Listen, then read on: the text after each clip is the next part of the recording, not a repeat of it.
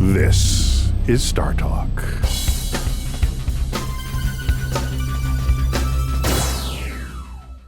All right, this one from Greg Fisher on Facebook says, hi, Dr. Tyson et al.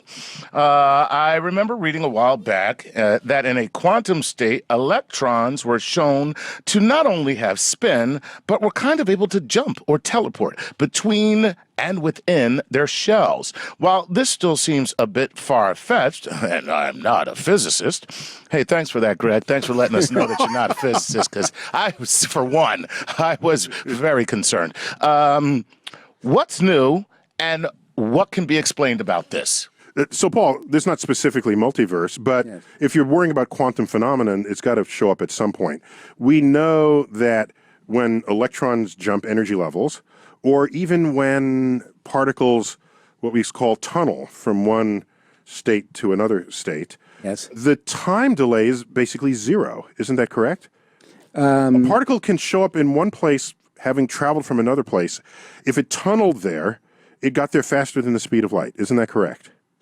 Is that the wrong way to think about it? I think it's the wrong way to think about it. Right. I think there's a period of time during which its location is uncertain.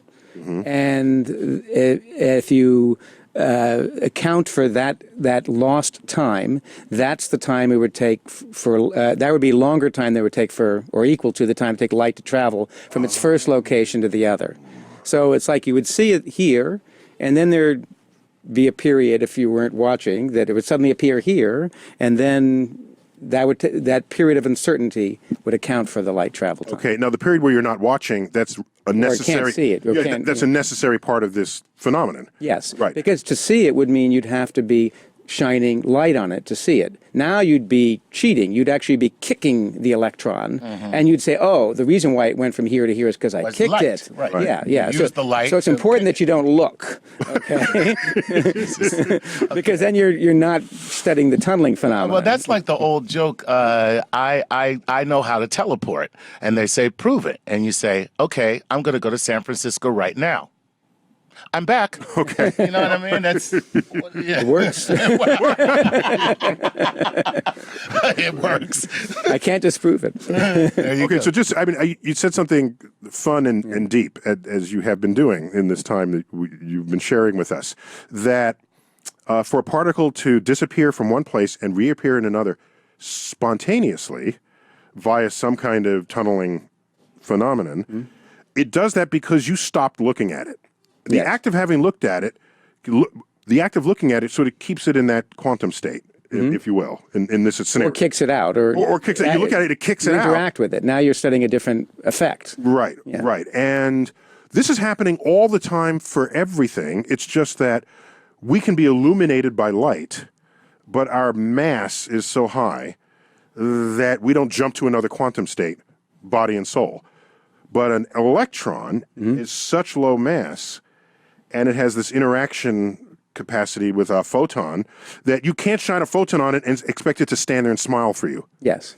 Okay. Exactly. Wow. Yeah. Okay. Yeah.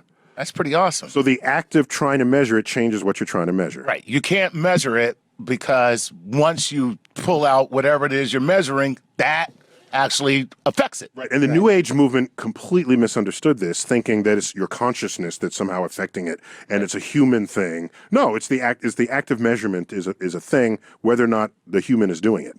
You have to have a machine, right? Whatever, doesn't matter. Okay. Right. And this spontaneous process, by the way, is the same idea that's involved with producing the multiverse. It's a similar tunneling or decay-like process. In this case, it's a decay of inflationary energy into matter and radiation that's occurring randomly due to quantum effects. And the fact that it's random and sometimes produces a huge expansion is all part and parcel of this quantum uncertainty, randomness. Gotcha. Quantum is some badass stuff. Let me tell you, it's crazy. It's a powerful thing. Yeah, and the fact is that I'm going to be very honest. I don't understand any of it. That's fine. Okay, I'm just letting you know. No, but you don't have to. By the way, no, I mean I understand what you're Paul, saying. who was it said? Was it Feynman? So one of the greats of yesteryear said, "The day you say you understand quantum physics is the guarantee that you do not." Because Probably so, yeah. it's not something to understand. Okay. It just is. Oh, right. Okay. Well, then I feel much better. No, you just Okay. no. We were freaking out.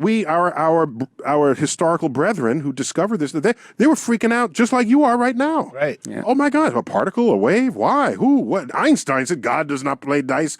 People were freaking out, even Einstein. So you're in good company, Chuck. Hey, is that- And even today, there's still a community of people that debate the interpretation of quantum mechanics, and then there's another community of us who just say, It just This is it. "Shut up and compute." Compute, exactly. I'm in that camp. This is Star Talk.